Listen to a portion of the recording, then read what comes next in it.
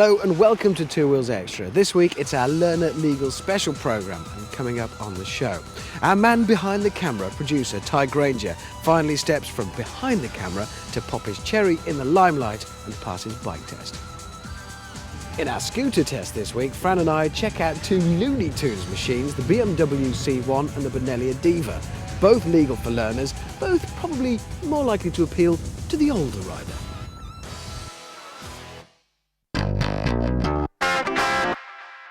But first, if you're 17 or there's a 17-year-old in the house, look away now, because this is about to be two-wheeled pornography. Two learner legal bikes, both drop-dead gorgeous. This is the Tighe Planet. It styled very much after the Ducati Monster, and it abounds with stylish little touches. But for the same money, about £3,000, if you're prepared to settle for last year's model, you could have this, the Aprilia RS 125. Both are gorgeous, and both will make you a god in the eyes of all of your friends. Upside down forks, big discs and impressive, though probably unnecessarily fat rear tyres. It's an orgy of big bike features in a beginner's bundle.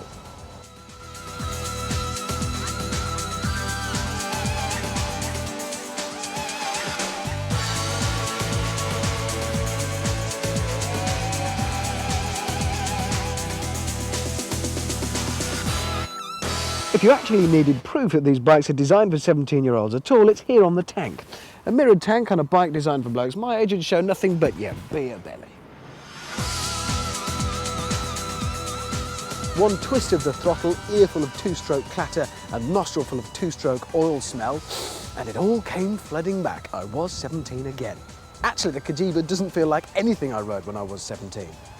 It's comfortable, the riding position is surprisingly mature and sensible, easy to control around town. The centrally positioned clock doesn't exactly give away too much information, but at least you know how you're straining to reach or even bust the speed limit.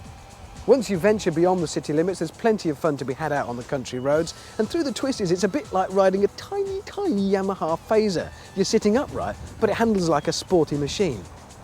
A twin pot caliper and a disc brake the size of a giant's frisbee are never going to have too much trouble hauling a bike to a halt, particularly when it only weighs as much as a packet of fags.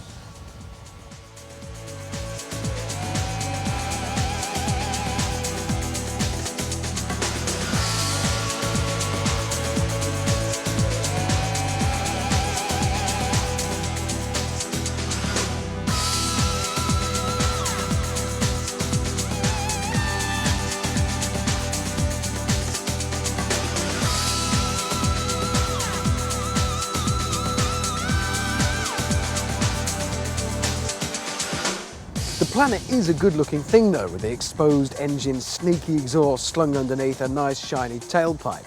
And it's pretty well set up with everything on it you need it. It has got, I believe in the parlance, all the kit. And it goes without saying, of course, that it looks about 5 times bigger than a 125.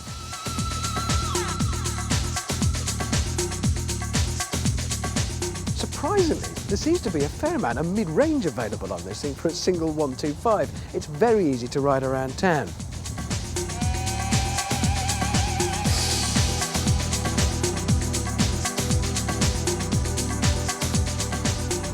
Now, I'm not sure, but I think there might be a slight danger of Tighe heading off in the wrong direction here, because although the Planet is boldly styled, shall we say, it's actually quite a conservative execution of that. It's got no go faster stickers or stripes on it. It's really quite subtle and plain and unadorned. But come on, if I'm 17, I want stickers. I want that. It's got a fairing, and I want to sit like this, like a real racer.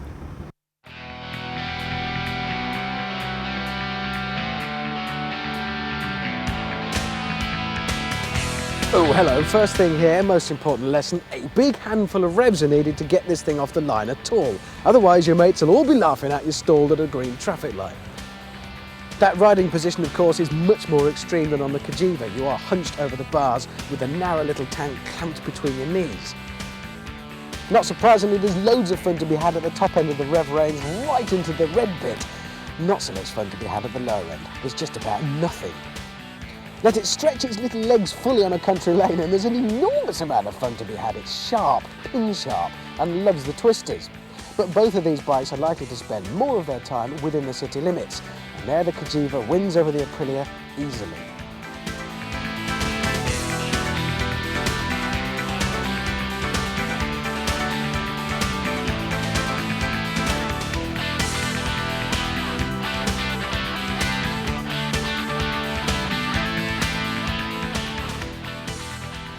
onto the Aprilia, and it's as though somebody looked around a race paddock, made a miniature version of everything they found, and stuck it all into one big lump.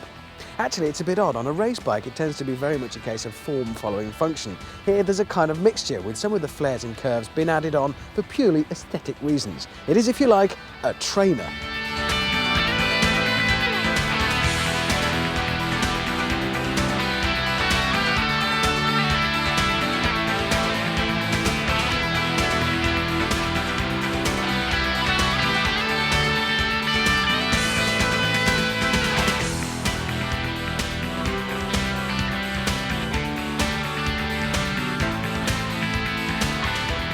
Oh, I do not know which one I would choose. On the one hand, the Tighe Planet is by far the better bike for a beginner. It's comfortable, the wider stance makes it easier to ride around town and control at slow speeds. It's got more torque at the bottom end and it looks great. But then the RS, I mean, just look at the thing. It is stunning, it sounds fantastic, and your mates will all think it's a 750 at least.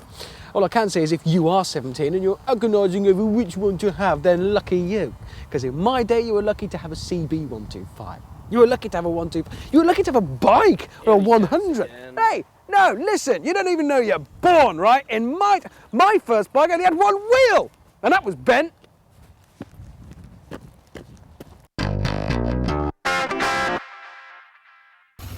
We couldn't very well have a programme about being new to biking without talking about taking the dreaded test. But there's a bit of a twist here, because, hang on, come with me. I can do this, because our usual cameraman isn't doing his camera work today, because Tighe Grainger, cameraman, director, TV guy extraordinaire, is over here. Doing this. He's taking his test. Finally, after nearly the entire series, we've persuaded him. Actually, he was quite keen to do this, to take his test, and Frank's in charge. Hi Frank, how's he doing? He's doing quite well. He's on his third day of his 3-day course, with this day being his test day, so he's a little bit nervous about it. This is the big one? This is the big one, today. Excellent. Yeah. And he's up here today, just getting used to the bike, to the controls again, to the brakes, and to the turning and the balance. So this is like a coffee first thing in the morning to wake him up and get him ready for his test? Yeah, that's right. Excellent. Is he going to be all right? Yeah, he's going to be fine. Super. Yeah. If I had to bet money on him, I'd bet on him passing, I think. Maybe. Drag him in. Drag him in. It's all right. He's going to be so nervous. So then, Grainger, you all right? Yeah, thank you, Richard. How's it been going? It's been going very well. I didn't expect to see you here. This is really, really quite strange. You feel all right doing this then? It's going well, yeah, it's going well. What is it, 3 days training? 3 days. Last 2 days have been quite good, bit sore. And today's the kind of decider, really. Ty, how much actual riding had you done before this? Scooters, various scooters, and a couple of 125 manual geared bikes. But this is the biggest bike I've ever ridden. Do you feel there might be an extra bit of pressure on you?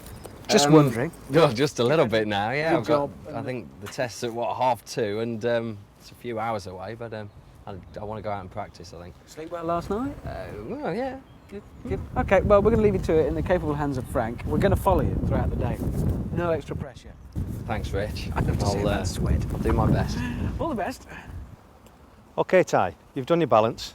So what we want to do now is just check your acceleration and your braking so that you're comfortable with it before we go out onto the road. Okay? Super. So if you want to start up.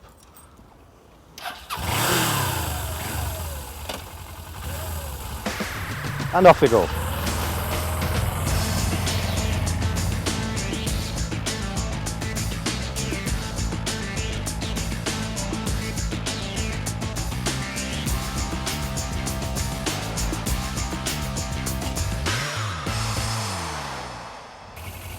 Okay, Ty, you happy with that? Yeah. Good. Now, before we go out onto the road, let's just make sure your mirrors are correct. You're happy with your instrumentation and controls. Okay. Okay, don't forget what you've learned over the last couple of days. And what I want you to do is concentrate on what's happening. We want a nice, safe and smooth ride. All right? Right, let's go.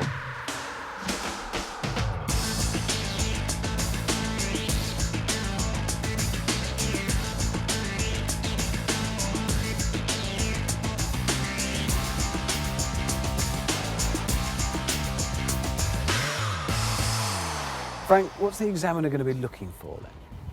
He's going to be looking for, initially, safety. He wants to know that he can ride the bike safely, he can control the bike, and he can use the bike to its advantage. With a 500cc bike, like Tighe's on, he's looking to see that he can use the speed of the bike. He can get up to the national speed limit when he gets into it. So it's no good doing the whole thing at 20 mile an hour? Not at all, no. He needs to know that he can use a big bike. Frank, it's a year or two since I took my test, and possibly for you as well. So what's he going to be doing? What are the various manoeuvres now? He's got to do the U-turn. U-turn, he's got to turn the bike using the engine, changing direction from one to another in the road. He's got to set off safely, so he's got to check his mirrors and do a lifesaver before he sets off. As soon as he's comfortable on the machine, he's then got to do another lifesaver before he can actually turn it in the road to make sure that the road is actually safe. When he turns it and gets to the other pavement, he's got to do that without putting his foot down. Okay, and then he'll move on to what next? Move on to maybe the emergency stop next, where he shows that his abilities to use the brakes safely in an emergency without locking up either the front or the back wheel. But he's got to stop in as short a distance as possible. And then presumably he's just going to be assessed as he rides throughout the test? That's right. As part of the test, of course, he'll come across left and right turns, traffic lights, roundabouts. Always remembering on a roundabout that on the approach, the roundabout is a series of left-hand turns, and you always turn left to go on a roundabout, so he has to do a left lifesaver. That's where people get mixed up. They want to do a right lifesaver because they're turning onto a roundabout, whereas in fact, onto the roundabout you do a left lifesaver. At the junctions, he's got to make sure everything's safe. He's got to put his left lifesaver in before he turns left and a right lifesaver before he turns right. And if he's in the correct road position, which is in the middle of his lane, he should always do a lifesaver in whichever direction the bike's going to go when he's changing position. And as he's been pursued throughout the test, the examiner is going to be pretty strict here, I believe. Yes, he is going to be strict, because that's the safety aspect of it. That it's safe for him to move, change position in the road. The only way you can find that out is to look. Good all-round observations. Just because it's your test doesn't excuse you from the weather. Still, the practice in the wet will probably do him good.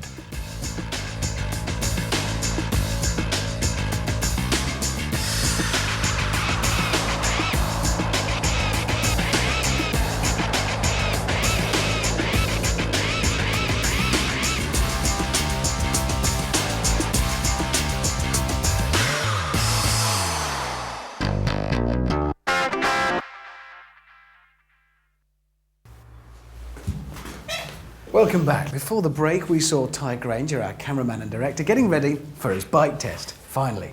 And he's here in the waiting room. All right, mate. Hi, Rich. How you feeling? All right.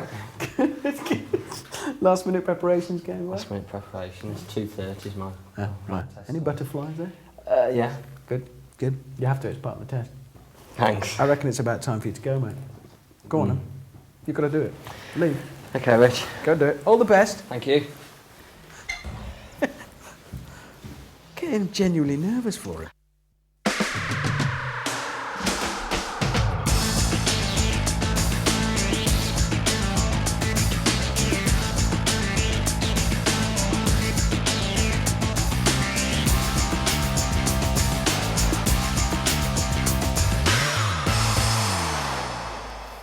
Tom, if he does pass today, and I'm not saying he will or he won't, there's a lot more he can do. It doesn't end there. There's a lot more training we can do, obviously. There's plenty to offer Yeah. after he's passed these tests. The company and other schools offer the 2-hour post-test. Post-test, that's immediately after. Immediately after. What does that because take you through? He's learnt these new skills, and it's just enhancing the skills on the actual 2-hour lesson. Right, so there's similar manoeuvres but a little bit more advanced. Yes. If he works towards advanced riding and being trained in that, how many techniques are going to change? Is he going to have to unlearn everything that he's just out there now, hopefully getting right? Definitely not. He has to keep those skills up, and all we do is enhance further skills for today's roads. We're not talking track riding, we're talking further riding on the roads that he can survive out there. Just, you mentioned track riding, and track days are open to us. Anybody can go, we can pay our money and go and ride on a track. What's your view as an advanced rider? Do you frown on them as being a bit silly and frivolous? The track riding will give the rider the confidence in his machine. Obviously track days, they give them their own machines, but they can use the actual student's machine, and it will give them the confidence. So then when they've done the track day and they do an advanced day, They can put both into practice, but obviously skills on the track should be left on the track, and skills on the road don't need to be done on the track.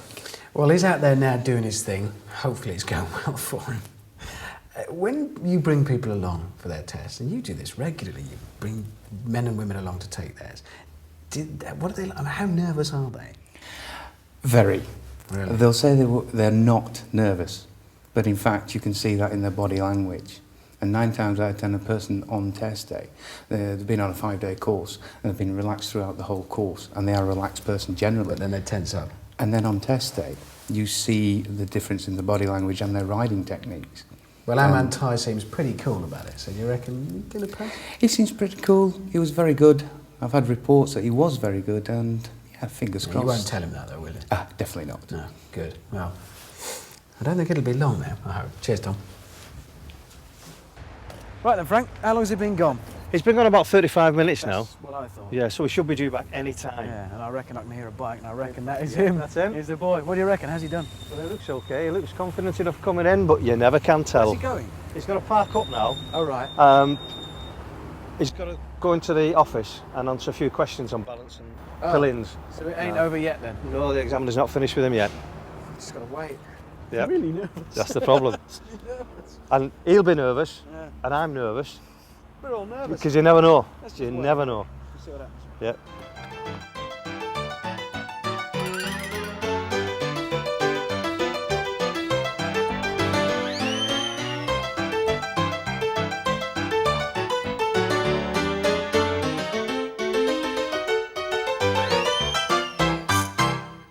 Yes! Has he got a bike? Hey, has he got a bike? No. Ah. He'll learn.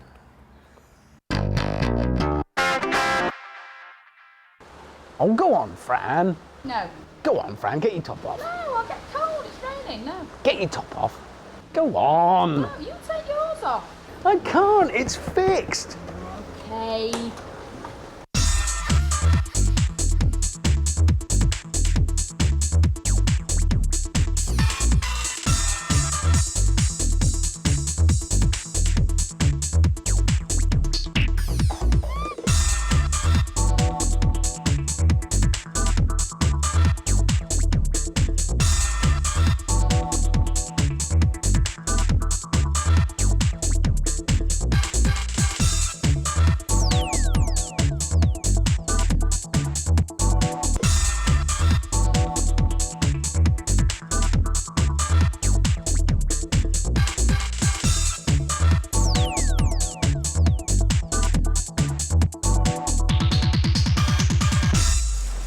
Hello there. There are a few important points about the C1 before you even move, and number one is getting it back onto its wheels, and you don't just kick the stand off. Let me get this right. I've got to lift this lever here and lift the bike sort of onto its wheels again, and then this lever retracts the centre stand. Then there's the matter of your seat belts, because it won't actually start until you belt it in, which isn't something I'm used to doing on a bike. Strapping myself to a giant hula hoop with wheels on. Right, and then of course, because this is the UK and not Europe, you can't actually wear it, although it was designed to be worn and ridden without a helmet. You've got to wear a helmet, which is on the floor. Oh, yeah. Well, these are supposed to be all-weather scooters, and this is the weather to test them in, so here we go. Yeah, well, it's all right for you with your fixed roof, but if you think I'm going out and getting wet...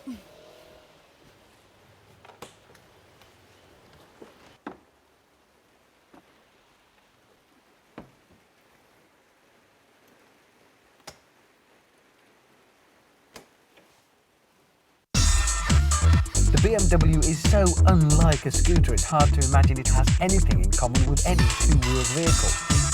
It is a seriously strange feeling. As soon as you tilt the bike into the corner, the extra height in front of your face of the windscreen and supports accentuates the amount of lean. You feel like you're going to fall over. Fran's Diva is actually far more like a scooter. Basically, it's an ordinary two-wheeler with a little extra roof stuck on top. Who'd have thought that for just a few grand you get a Mercedes SLK folding roof? Trust Fran to pick the flash one.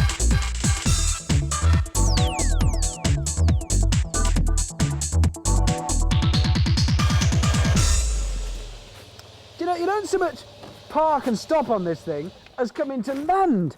Stand down, drop onto stand, and then I've got to unbuckle myself and I've got a quick release button. I don't know if you could combine that maybe with an ejector seat.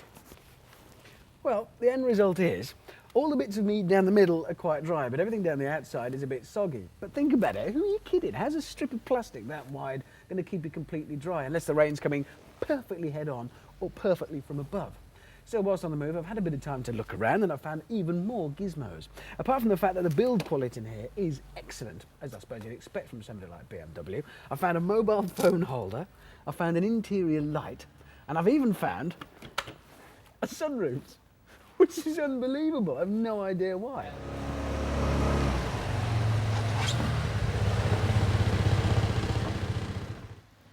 So the Adiva is basically a scooter with a roof. It has no elaborate stands like the C1, and it has no radical interior light or seat belts or roll bars. It does have slightly better weather protection and space for a stereo, so I can sing along on my travels.